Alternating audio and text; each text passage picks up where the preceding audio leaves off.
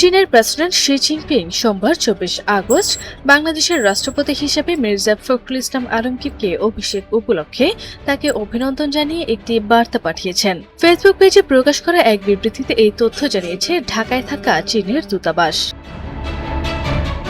বার্তাটিতে Xi Jinping লিখেছেন, চীন ও বাংলাদেশ দীর্ঘদিনের বন্ধুত্বপূর্ণ সম্পর্কের প্রতিবেশী। কূটনৈতিক সম্পর্ক প্রতিষ্ঠার পর থেকে গত ৫১ বছর ধরে চীন ও বাংলাদেশ সর্বদা একে অপরকে সম্মান ও সম্মান মর্যাদা দিয়ে আসছে।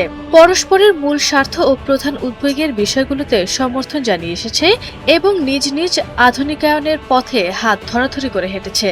চীন বাংলাদেশের দ্বিপাক্ষিক সম্পর্ক পরিবর্তিত আন্তর্জাতিক পরিস্থিতির পরীক্ষার মধ্য দিয়েও টিকে আছে।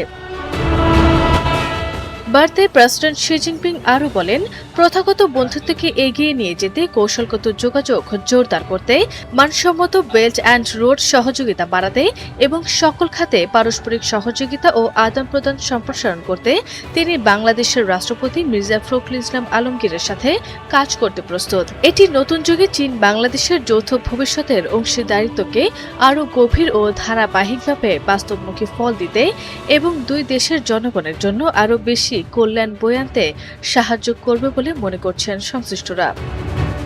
আরতি ইসলাম হিমু, এনটিভি অনলাইন।